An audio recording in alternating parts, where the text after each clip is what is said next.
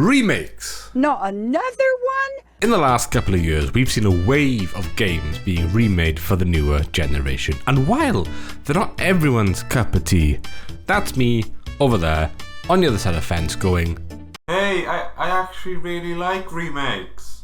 There are, of course, some examples of games that really don't need to be remade, but that's not always the case.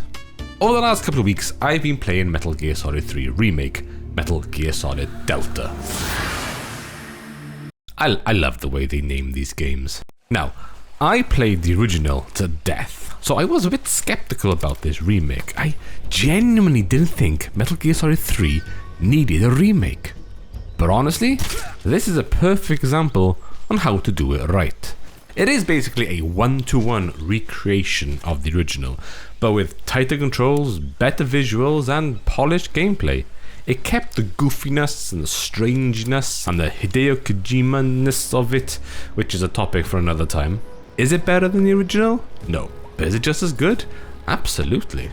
And the best part, it gives new players a chance to experience Metal Gear Solid for the first time. And everybody, and I mean everybody, needs to play these games. And then you've got Resident Evil 2 and Resident Evil 4. Now, the Resident Evil 3 remake was fine. It was a good remake, but it did fall a bit flat compared to the others. But Resident Evil 2 and 4, they didn't just polish the originals, they reimagined them, especially Resident Evil 2, which for me is now the best way to experience the game. They brought a new life to the series while still respecting what made them classics. In fact, the OG Resi 4 and the remakes are two separate, equal, valid games in my opinion. Same with Ratchet and Clank. Whoa. Thanks. The remake wasn't just an update, it basically rebooted the whole series. The original came out in 2002 on the PS2, and before the remake, the last Ratchet and Clank game was Into the Nexus in 2013.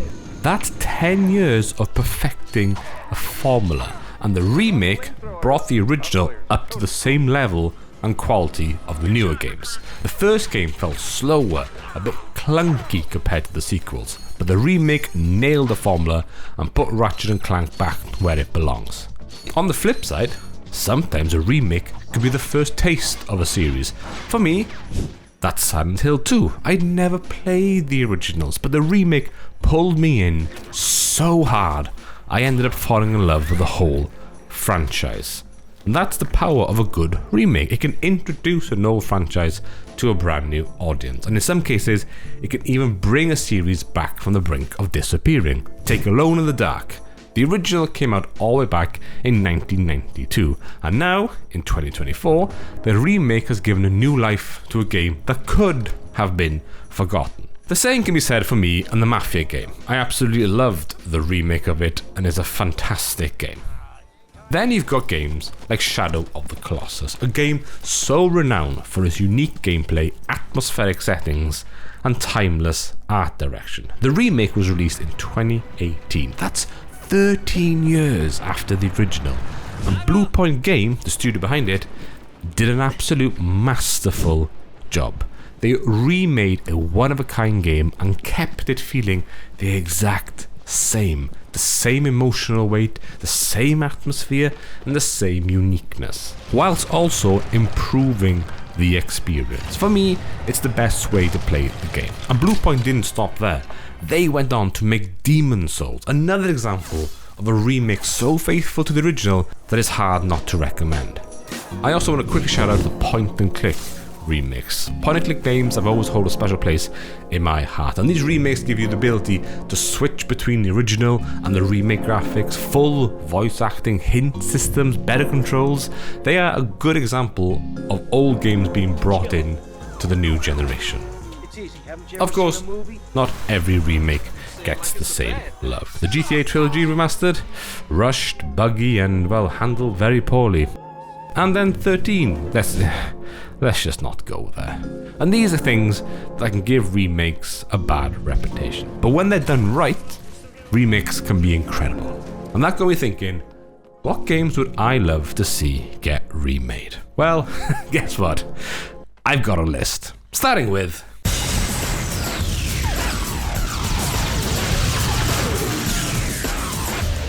Time Splitters 2 came out in 2002 and it was praised across the board. It was made by the same team behind GoldenEye on the N64. They had actually left Rare to start their own company called Free Radical Design, which is now under Crytek. It was fast, it was challenging, it was funny, it was a banger. It was so good, it even made its own cameo in Shaun of the Dead. My brother had actually bought the first Time Splitters from a bargain bin in Game Station. And if you understand that sentence, please leave a comment. The first one was fine. It was fun, but nothing really amazing. Then, that same week, a new issue of the PlayStation 2 magazine got delivered to my house. I am really showing my age here. And on the cover of that magazine was a review for Time Splitters 2, and that magazine had a demo of the game. That Christmas, I got the full game, and I was hooked from that point. What I love the most about Time Splitters 2 for me is that it wasn't just a normal shooter. It had a really, really fun story mode. It was fun and creative. You traveled across different time periods to collect time crystals that these aliens wanted to collect, and each level was a unique setting. Casino, you had Wild West, you had a futuristic. It was just such a cool idea, but then each level had as a main and secondary objective, which just made the levels just a little bit more fun. But for me, it was the arcade and challenge mode that was, that is where I lived. The challenges range from collecting bananas, smashing glass, knocking off zombie heads, and depending how well you did in your performance, you'd get a bronze, a silver, or a gold. And I would spend months chasing those gold medals. I never got all of them, but I loved trying. And then there was the multiplayer. It wasn't online back then, it was your classic split screen. But if they remade this game today with online support, I just think that would be so incredible. You can pick up Time Splitters 2 on the PS Plus, and it still kind of holds up. The controls definitely feel clunky and slow compared to modern shooters. You get used to it by all means, but it is really awkward. Visually, it is showing its age as well. The art direction still holds up. It is such a cool looking game. Graphically, maybe not so much. If the remake could fix all of that, smoother controls, upgraded visuals, online leaderboards, maybe even new challenge every month, I just think this game would kick off. And for me, it kind of needs the same treatment as Metal Gear Solid 3 got. A faithful one-to-one remake, just as it is, with just better controls and better visuals. Tighter, smoother, and just a little bit more modern. Keeping everything that made it great and make it feel as fresh today as it did in 2002. But you know, there's one game that actually needs a full remake. And it's this one. Devil May Cry 1, released in 2001, actually started its life as an early version of Resident Evil 4. And you can really tell. The original has way more of that Resident Evil DNA than its sequels, which lent more into the cheesy, over-the-top, teenage cool action style. Devil May Cry 1's got a darker feeling. It's slower, it's moodier. It's got that Resident Evil eerie sound effects with the locked doors and the keys you gotta find and the jump scares and that fixed camera angle. It's all very Resident Evil. But what made it different was the combat. Fast, stylish combat. And the famous stylish meter that the whole series is known for. And I think to me, that's why it's my favourite out of all the Devil May Cry games. It balanced survival horror atmosphere with the arcade-like action systems. You weren't just trying to survive, you were trying to survive with style. Every chapter ended with a grade, and it made you want to replay them over and over to get that S rank. The castle itself feels like a Resident Evil mansion. Huge gothic halls, creepy corridors, puzzles that gated your progress. But then you had the combat, and the combat was unlike anything else at the time. You had swords like the Force Edge and Alistair, fiery gauntlets like Ifrit, and the Devil Trigger, transforming into a demon mid-fight for huge damage. But you couldn't just smash the button. It wasn't a button smasher. If you wanted that top grade, you had to mix combos, swap weapons, and actually look kind of cool while fighting. I was 11 when this game was released, and I thought that was the coolest shit I ever played. But as much as I love this game, replaying it is difficult. It feels really, really dated. The fixed cameras can be a little bit awkward. The controls are, they're fine. It just, compared to how the game has progressed and how the gaming in general has progressed, everything just feels slower and clunky. And, nostalgia does carry this a bit for me, but it does show how far this genre has come since 2001. Resident Evil 2 Remake completely revitalized the series for me, and I think Devil May Cry could use the same treatment. A ground-up remake. Free camera, modern controls, better combat, nicer cinematics, more refined weapons and upgrades. Keep the same story beats, keep the gothic atmosphere, keep that atmosphere, that kind of mix of Devil May Cry and Resident Evil. Just rebuild it from the ground up. I played Devil May Cry 2 to death when it came out, and even though I've enjoyed the sequels, I never enjoyed them quite as much as I enjoyed this one. This one has always just gripped me, It just, because of that mix of Resident Evil and this new combat, it just sat well in my likes of games. And if Resident Evil can reinvent itself with a successful remake, why can't this one? But not every game on this list is ones that I've played to death. There are some games that I missed out on. And that's why the next one is... Yes! Go! Volcano! Legend of Dragoon. Okay, slight cheat here. I have actually played this game, but not really. See, I was a huge Final Fantasy. Sorry, I am a huge Final Fantasy fan, and all my friends knew that. I was that cringy kid who basically based his entire personality on Cloud, but that's a different story. One of my friends handed me a copy of The Legend of Dragoon and said, it's like Final Fantasy, but better. So yeah, I gave it a shot. And look, my stubborn little brain wasn't about to admit that anything was better than Final Fantasy, but turn-based combat, gorgeous graphics for the time, great music, it checked all the boxes. I probably put in about 10 to 15 hours before, well, I was in the forest section. At least I think it was. My memory is a bit fuzzy on this. But I remember I saved the game and it just froze on the saving screen. But the disc was still spinning, but I couldn't do anything. So I had to turn off the PS1. And then my save file was corrupt. Just like that, all my progress is gone. And young me, in a fit of rage, I took the game out, slammed it back in the case, handed it back to my friend, and in a childish attitude went, nah, don't like it, that game ain't for me. That was 2001. And that was the last time I'd even thought about Legend of Dragoon. Until recently.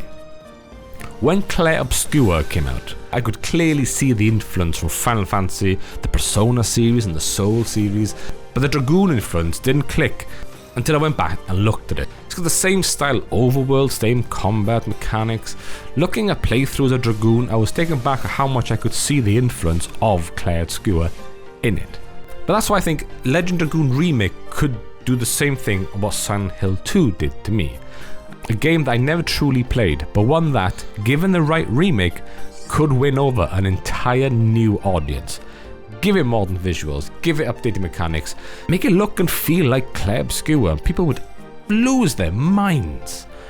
This isn't a nostalgia want, this is kind of like a missed opportunity. I never got to experience Legend of Dragoon properly, and the remake would bring the series back. But it wouldn't just be for me, it would be for everybody who missed it the first time, and for all those fans who've kept the flame alive for over 20 years.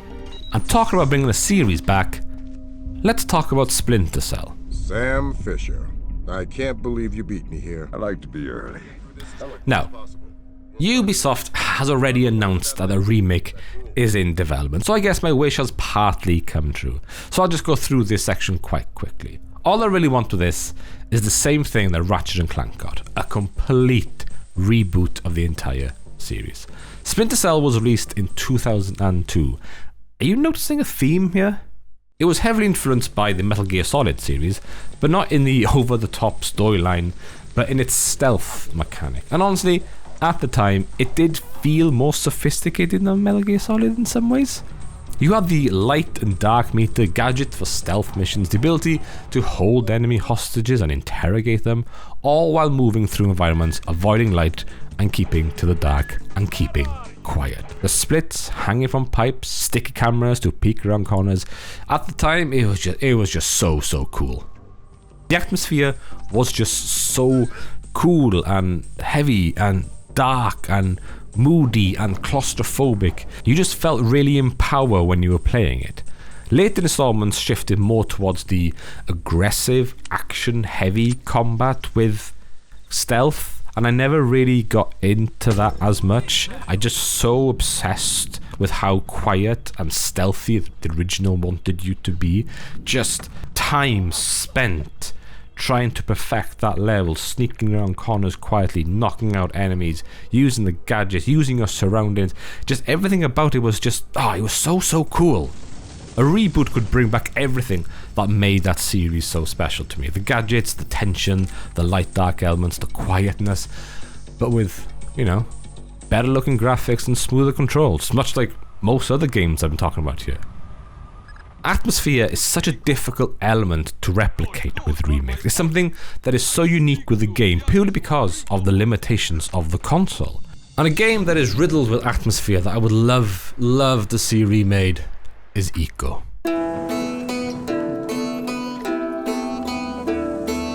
Is it Ico or Ico? I can never really remember, but I'm gonna go with Ico for my video. Just like its spiritual sequel, Shadow of the Colossus, Ico deserves a Shadow style treatment. Keep the atmosphere, keep the style, the uniqueness, just make it a little bit easier to play.